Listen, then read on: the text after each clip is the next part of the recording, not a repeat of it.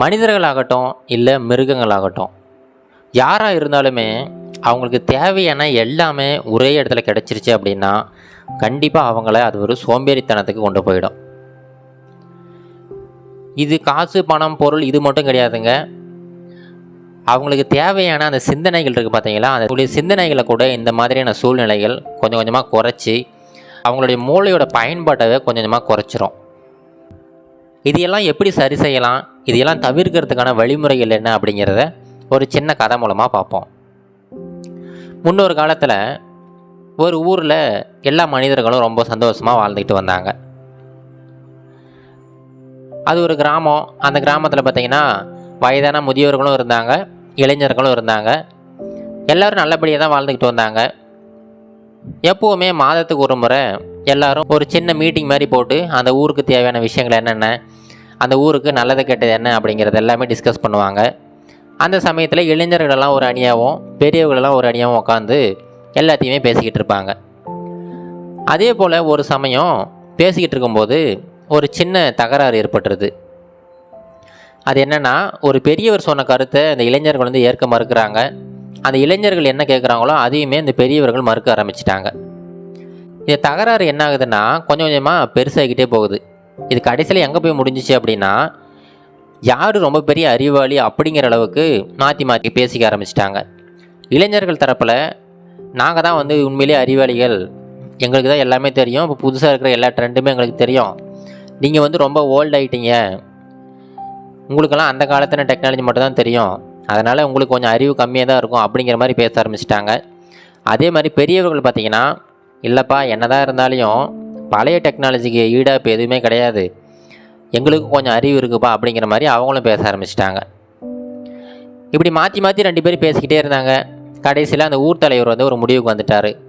இப்படி பேசிக்கிட்டே இருந்தால் என்னப்பா சண்டை தான் அதிகமாகிட்டே போகுது, பேசாமல் ஒரு போட்டி ஒன்று வச்சுருவோம், அந்த போட்டியில் யார் வந்து வின் பண்ணுறாங்களோ அவங்க தான் உண்மையிலே அறிவாளிகள் அப்படின்னு சொல்லிட்டு நம்ம ஒத்துக்கலாம் அப்படின்னு சொல்லிட்டு இளைஞர்கள் எல்லாரையுமே ஒரு அணியாகவும் முதியவர்கள் எல்லாருமே ஒரு அணியாகவும் அவர் வந்து பிரிச்சுட்டார். அது போட்டி என்னென்னா, இப்போ 2 டீம் இருக்காங்க பார்த்தீங்களா, 2 டீமுக்கிட்டையுமே 2 சின்ன மரக்கன்றுகள் கொடுக்கப்படுது. இந்த 2 மரக்கன்றும் பார்த்திங்கன்னா ஒரே அளவில் தான் இருக்குது. ஒரே வகையான மரக்கன்று தான் 2 பேருக்கு கொடுக்குறாங்க. இப்போ கொடுத்துட்டு இவங்களுக்கு வந்து 6 மாதங்கள் டைம் கொடுக்குறாங்க. 6 மாதங்கள் கழித்து இந்த மரத்தோட வளர்ச்சி எப்படி இருக்குது, அதோடய ஸ்ட்ரென்த் எப்படி இருக்குது அதெல்லாம் செக் பண்ண போகிறோம். அதை செக் பண்ணிவிட்டு தான் யார் வந்து உண்மையிலேயே அறிவாளி அப்படின்னு சொல்கிறத நம்ம வந்து டிசைட் பண்ணிக்கலாம் அப்படின்னு சொல்லிட்டு அந்த தலைவர் 2 மரக்கன்றுகளையுமே கொடுத்து 2 டீமுமே அனுப்பிவிட்டார். இப்போ என்னென்னா, இளைஞர்கள் பார்த்திங்கன்னா இப்போ இருக்கிற டெக்னாலஜிலாம் பயன்படுத்தி இப்போ இருக்கிறதுலே நல்ல மண் எங்கே இருக்குது, நல்ல வளமான மண் எங்கே இருக்குது அப்படின்னு சொல்லிட்டு அதெல்லாம் தேடி கண்டுபிடிச்சி அந்த இடத்துல அந்த மரக்கன்றை வைக்கிறாங்க. இப்போது தினமுமே அந்த மரக்கன்றுக்கு தண்ணி ஊற்றுறது, அதுக்கு உரம் போடுறது அப்படின்னு சொல்லிட்டு எல்லா விஷயங்களுமே அந்த இளைஞர்கள் எல்லாமே ஒவ்வொரு நாளும் ஒவ்வொருத்தர் அப்படின்னு சொல்லிட்டு செஞ்சுக்கிட்டே வராங்க.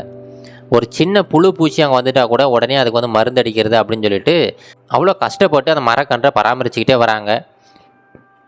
இவங்க நல்லபடியாக பராமரிக்கிறதுனால அந்த மரக்கன்றும் பார்த்திங்கன்னா ரொம்ப வேகமாக வளர ஆரம்பிச்சிருச்சு. அதே சமயம் இந்த டீம் இருக்காங்க பார்த்திங்களா, அந்த முதியவர்கள், அவங்க கொண்டு போன மரக்கன்றை ஒரு இடத்துல கொண்டு போய் நட்டு வச்சுட்டாங்க. அதுக்கப்புறம் பார்த்திங்கன்னா அதுக்குன்னு சரியாக எதுவுமே பராமரிப்பே பண்ணலை. எப்பயாவது கொஞ்சம் தண்ணி ஊற்றுவாங்க, மற்றபடி அதுக்கு தினமும் தண்ணி ஊற்றுறது கிடையாது, மருந்து அடிக்கிறது கிடையாது. இந்த மாதிரி அந்த மரக்கன்றுக்குன்னு தேவையான அந்த பராமரிப்பு எதுவுமே அவங்க பண்ணலை, ஏனோ தானோன்னு பண்ணிக்கிட்டு இருந்த மாதிரி இருந்துச்சு. இதையெல்லாம் பார்க்கும்போது அந்த இளைஞர்களுக்குமே என்ன இவங்கெல்லாம் மரக்கன்றை பராமரிக்கிறாங்க, நம்ம மரக்கன்று எவ்வளோ வேகமாக வளருது பார்த்தீங்களா அப்படின்னு சொல்லிட்டு எல்லோரும் கேலி கிண்டலமாக பேசிக்கிட்டு இருந்தாங்க. இப்படியே நாட்கள் கடந்து போகுது. நாட்கள் வாரங்கள் ஆகிடுச்சு, வாரங்கள் மாதங்கள் ஆகிடுச்சு. கிட்டத்தட்ட 5 மாதங்கள் முடிஞ்சிருச்சு. 5 மாதத்துக்கு அப்புறம் பார்த்திங்கன்னா அந்த இளைஞர்களோட மரக்கன்று கிட்டத்தட்ட ஒரு ஆள் உயரமே வளர்ந்துருச்சு. ஆனால் அந்த முதியவர்களோட மரக்கன்று ஒரு 2 அடி தான் வளர்ந்துருக்கு, அதுக்கு மேலே வளரவே இல்லை. இப்போது இளைஞர்கள் எல்லாமே ரொம்ப மகிழ்ச்சியாக இருக்காங்க. இப்போ என்னென்னா, அந்த 6 மாதங்கள் முடியறதுக்கு இன்னும் ஓரிரு வாரங்கள் தான் இருக்குது. இப்போ அந்த இளைஞர்கள் டீம் எல்லாமே ரொம்ப மகிழ்ச்சியாக இருக்காங்க. எப்படி நாங்கள் தான் வின் பண்ண போகிறோம் அப்படிங்கிற மகிழ்ச்சியில் ஆரவாரமாக இருக்காங்க. இப்போ என்னென்னா, திடீர்னு லேசாக மழை பெய்ய ஆரம்பிக்குது. இப்போது சின்ன சின்ன தூறலாக ஆரம்பித்த அந்த மழை கொஞ்சம் கொஞ்சமாக பெரும் மழையாக மாறிக்கிட்டே இருக்குது. அன்றைக்கி இரவு ஃபுல்லாக பார்த்திங்கன்னா மழை, காற்று, புயல் அப்படின்னு சொல்லிட்டு மழையோட வேகம் அதிகரிச்சுக்கிட்டே போகுது. அடுத்த நாள் காலையில் அந்த மரக்கன்றை போய் பார்க்கலாம் அப்படின்னு சொல்லிட்டு அந்த இளைஞர்கள் போய் பார்க்குறாங்க. பார்க்குறவங்களுக்கு அவ்வளோ பெரிய அதிர்ச்சி. என்னென்னா, அந்த மழை புயலில் வந்து அந்த மரக்கன்று தாங்க முடியல. அந்த மரக்கன்று அப்படியே உடஞ்சி விழுந்து அந்த மழை தண்ணீரில் அப்படியே அடிச்சுக்கிட்டு போயிடுச்சு. சரி, நம்ம மரக்கன்று தான் இப்படி ஆயிடுச்சு, அந்த முதியோர்கள்லாம் வச்சாங்கல்ல அந்த மரக்கன்று எப்படி இருக்குன்னு பார்க்கலாம் போய் பார்க்குறாங்க. அவங்க வச்ச மரக்கன்று ஒரு சின்ன சேதாரம் கூட ஆகாமல் வச்சது அப்படியே இருக்குது. இதுக்கு என்ன காரணம் தெரியலையே அப்படின்னு சொல்லிட்டு அந்த முதியோர்கள்கிட்டே போய் இவங்க எல்லாமே சேர்ந்து கேட்குறாங்க. ஐயா, நீங்கள் மரக்கன்று வச்சு அதே சமயம் தான் நாங்கள் வச்சோம், ஆனால் நாங்கள் நல்லபடியாக பராமரிச்சுக்கிட்டு தான் இருந்தோம். தினமும் தண்ணி ஊற்றுறது, உரம் போடுறது அப்படின்னு சொல்லிட்டு நல்லபடியாக பராமரிச்சுக்கிட்டு தான் இருந்தோம். ஆனாலுமே இந்த பெரிய புயல் வந்த உடனே எங்கள் மரக்கன்று வந்து முழுசாக உடஞ்சி அப்படியே அழிஞ்சு போயிடுச்சு. ஆனால் உங்கள் மரக்கன்றுக்கு எதுவுமே ஆகலையே, என்ன காரணம் அப்படின்னு சொல்லிட்டு கேட்குறாங்க. அதுக்கு அந்த முதியோர்கள்லாம் சொல்கிறாங்க, அது ஒன்றும் இல்லைப்பா, நீங்கள் வந்து அந்த மரக்கன்றுக்கு தேவையான எல்லா விஷயங்களுமே டெய்லியும் கொடுத்துக்கிட்டே இருந்துட்டீங்க. தண்ணீர் வந்து தினமும் ஊற்றிக்கிட்டே இருந்தீங்கல்ல, அதனால் என்னாச்சுன்னா அந்த மரத்துக்கு தேவையான தண்ணி மேலே இருக்கிற அந்த மேற்பரப்புலேயே கிடச்சிருச்சு. இதன் காரணமாக அந்த மரம் வந்து அதிகப்படியாக வேர் ஊன்றவே இல்லை. ஓரிரு அடிகள்லேயே அதோட வேர் வந்து முடிஞ்சு போயிடுச்சு.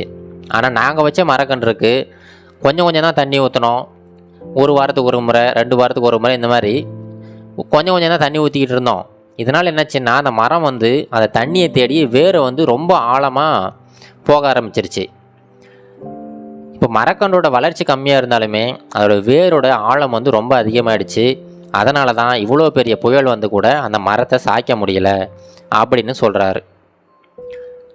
இது எல்லாம் சொன்னதுக்கப்புறமா தான் அவங்களுக்கே புரியுது இந்த போட்டியில் யார் வெற்றி பெற்றது அப்படின்ட்டு. இப்போ இந்த கதையிலேருந்து நம்ம தெரிஞ்சுக்க வேண்டியது ஒன்று தாங்க. இப்போ இருக்கிற காலகட்டத்தில் நம்ம பசங்களுக்கெல்லாம் பார்த்திங்கன்னா எது வேணாலையும் உடனே வாங்கி கொடுத்துட்றோம். அவங்களுக்கு தேவையான பொருட்கள்லாம் உடனே கிடச்சிருது. இதனால் என்ன ஆகுதுன்னா அந்த வெயிட்டிங் டைமுங்கிறது கொஞ்சமாக குறைஞ்சி போயிடுதுங்க. ஒரு சில டைமில் வெயிட்டிங் டைமே இருக்கிறது கிடையாது. அவங்களுக்கு ஒரு பொருள் வேணும்னா உடனே கிடச்சிருது. ஆனால் முன்னெல்லாம் அப்படி கிடையாதுங்க. நம்ம ஒரு பொருள் வாங்கணும்னா அது ஒரு கோல் மாதிரி செட் பண்ணிக்கிட்டு அதுக்காக கொஞ்சம் காசு சேர்த்தி வாங்குற மாதிரி இருக்கும். இப்போ இது எல்லாமே கிடைக்கிறதுனால என்ன ஆகுதுன்னா அவங்க வாழ்க்கையில் எல்லாமே உடனே கிடைச்சிரும் அப்படிங்கிற ஒரு மனநிலைக்கு வந்துடுறாங்க. இது நாளடைவில் என்ன ஆகுதுன்னா அவங்க தனித்து செயல்படும் போது தான் இந்த உலகம் அப்படி கிடையாது, இந்த உலகத்தில் ஏதாவது ஒரு விஷயம் நம்மளுக்கு தேவைப்படும் போது அதுக்குன்னு ஒரு வெயிட்டிங் பீரியட் இருக்கும் அப்படிங்கிறதே அப்போ தான் அவங்களுக்கு புரிய வருது. அப்போ புரிய வர அந்த சமயத்தில் அவங்க வாழ்க்கையில் ரொம்ப பெரிய ஒரு மாற்றமாக இருக்கும். அந்த மாற்றத்தை ஒரு சில டைமில் அவங்களால ஏற்றுக்க முடியாமல் கூட இருக்கும். இது வந்து காசு பணம் இந்த பொருட்கள் மட்டும் கிடையாதுங்க, நமக்கு கிடைக்கக்கூடிய அந்த தகவல்கள் கூட தான். முன்னையெல்லாம் பார்த்திங்கன்னா ஒரு இன்டர்நெட் ஃபெசிலிட்டி யூஸ் பண்ணுறதாகட்டும், புக்கு வாங்குறதாகட்டும், இந்த மாதிரி எல்லாத்துக்குமே நம்ம ரொம்ப கஷ்டப்பட்டு தான் அந்த தகவலை தேடி படிக்கிற மாதிரி இருந்துச்சு. ஆனால் அந்த டைமில் அதை தேடி பல விஷயங்களை படிச்சுக்கிட்டு தான் இருந்தோம். ஆனால் இப்போது நம்மக்கிட்ட இன்டர்நெட் இருக்குது, மொபைல் இருக்குது, எல்லாமே இருக்குது. ஆனால் நம்ம படிக்கிறது மட்டும்தான் கிடையாது. அந்த படிக்கிற விஷயத்தவே எல்லோரும் மறந்துட்டாங்க. எல்லா விஷயங்களும் கிடைக்கும் போது நமக்கு தேவையான விஷயங்களை மட்டும் நம்ம எடுத்துக்காமல் தேவையில்லாத விஷயங்கள் எல்லாமே பண்ணிக்கிட்டு இருக்கோம். இதனால் நாளடைவில் என்ன ஆகுதுன்னா அடுத்து வர ஜென்ரேஷன்ஸ் வந்து யோசிக்கிறதுக்கே பயப்படுறாங்க. யோசிக்காமல் என்னென்ன வேலையெல்லாம் செய்யலாமோ அந்த விஷயங்களை தான் இப்போ செஞ்சுக்கிட்டு இருக்காங்க. இதெல்லாம் தவிர்க்கணும் அப்படின்னா உங்கள் குழந்தைங்களுக்கு நல்ல கவுன்சிலிங் கொடுங்க. அவங்களுக்கு தேவையான விஷயங்கள் வேணும்னா கொஞ்சம் வெயிட் பண்ணி தான் கிடைக்கும் அப்படிங்கிறத புரிய வைங்க. இதையெல்லாம் புரிய வச்சிங்கன்னா இந்த உலகத்தில் அவங்க வாழ்கிறது ரொம்ப சுலபமாயிடும். அவங்க இந்த உலகத்தோட கட்டமைப்புக்கு தகுந்த மாதிரி அவங்கள மாற்றிக்குவாங்க. இது கரேஜ் டு ஆக்ட் மோட்டிவேஷன் கதைகள்.